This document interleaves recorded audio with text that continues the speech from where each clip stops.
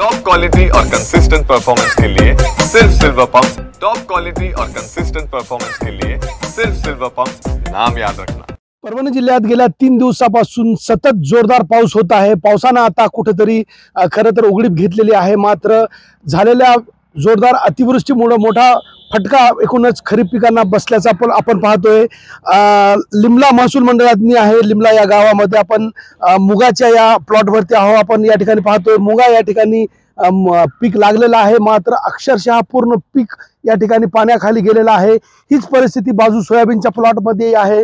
गुडघाभर एवढं पाणी या एकूणच शेतामध्ये साचलेलं आहे। खरं तर लिमला महसूल मंडळात गेल्या 3 दिवसामध्ये तब्बल 180 मिलीमीटर इतका जोरदार पाऊस झाला, अतिवृष्टी झाली। जिल्हाधिकाऱ्यांनी या एकूणच परिसराला काही वेळापूर्वी भेट दिलेली आहे। पंचनामे करण्याच्या सूचना पालकमंत्री मेघना बोर्डीकर यांनी दिलेल्या आहे, मात्र विदारक स्थिती आपण या ठिकाणी पाहतोय। मूग पूर्णपणे गेलेला आहे। खरं तर शेंगा लागलेले होते, हातातोंडाशी शेतकऱ्यांचा हे पीक आला होता।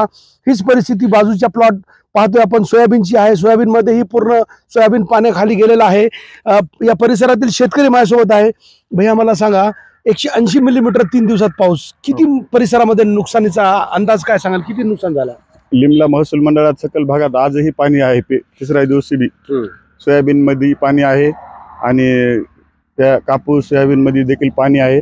सकल भागात पाणी साचल्यामुळे याचा फटका बसणार आहे पिकांना। आणि शासनानं पीक विम्याचे काही स्टिगर कॅन्सल केल्यामुळं त्या विम्याचा बी लाभ शेतकऱ्यांना मिळणार नाही। आज स्थानिक आपत्तीमधून शेतकऱ्यांना खरं तर पीक विम्याचा लाभ मिळू शकत होता, पण शासनानं हे स्टिगर बंद केल्यामुळं त्याचा फटका आता बसणार आहे। मला सांगा, गुडघाभर पाणी आहे सोयाबीन मध्येही आणि मुगामध्येही, आणखीन कोणते पीक आहे ज्या एकूणच या महसूल मंडळात नुकसान झालं त्यांचा? कापूस, सोयाबीन, माहेर, मुंबर हे सर्व गोदापट्ट्यातील गावामध्ये प्रचंड नुकसान आहे। त्याचबरोबर लिमला येथेही नुकसान आहे सर। सुरुवातीला पावसाने दडी घेतली होती जूनच्या सुरुवातीला, मग नंतर पीक जगवण्यापुरता पाऊस झाला, मात्र आता अतिवृष्टीमध्ये एकदम हातातून गेलं पीक। हा मोठा फटका बसणार आहे ना त्याचा पाण्याचा, कारण पाणी आजही पिकामध्ये आहे ना साचलेलं। आता काही हातात येणार नाही पीक याच्यामध्ये। बहुतांश मोठं नुकसानच आहे याच्यामध्ये। मला सांगा, जिल्हाधिकारी काही वेळापूर्वी या ठिकाणी येऊन गेले, सूचना केल्या त्यांनी पंचनामे झाले सुरू काही? जिल्हाधिकारी साहेब आले आणि त्यांनी सांगितलं, बाबा ज्या शेतकऱ्यांचं खरोखर नुकसान झालं आहे त्यांना मदत मिळणं द्या, 100% नुकसान त्याचं मदत झाली पाहिजे त्यांना।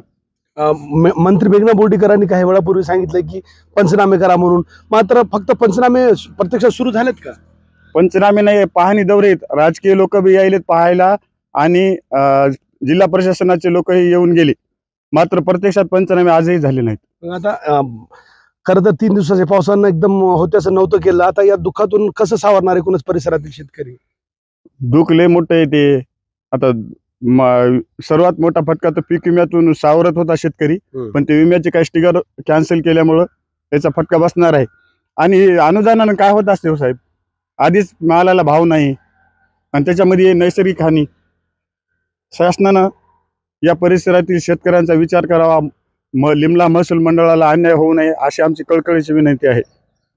तर शेतकरी आहे, खरं तर हवालदिल झाला असं म्हणलं तर ते चूक ठरणार नाही, कारण गुडघाभर आपण या ठिकाणी पाहतोय, गुडघाभर एवढं पाणी आलेल्या हातातोंडाशी आलेल्या पिकामध्ये साचलंय, त्यामुळं पूर्ण होत्याचं नव्हतं झालं। राज्य सरकारनं खरं तर प्रत्यक्षात लक्ष घालून या एकूणच या मंडळामध्ये खरं तर विशेष पॅकेज देण्याची मागणी शेतकरी करत आहेत। तुर्तास जिल्हाधिकारी या परिसरात भेट देऊन गेलेले आहे आणि जिल्हाधिकाऱ्यांनी पंचनामे करण्याचे आदेश खरं तर खालच्या कर्मचाऱ्यांना दिलेले आहे। मात्र परभणी जिल्ह्यातील लिमला महसूल मंडळामध्ये खरं तर आसमानी संकट शेतकऱ्यांवर ओढावलं असल्याचं आपल्याला विदारक चित्र पाहायला मिळते।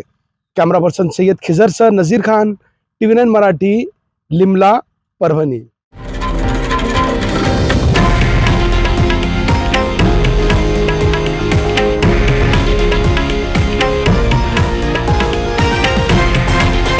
हे आहे देशातील नंबर 1 न्यूज नेटवर्क आणि आपण पाहत आहात TV9 मराठी, एकमेव।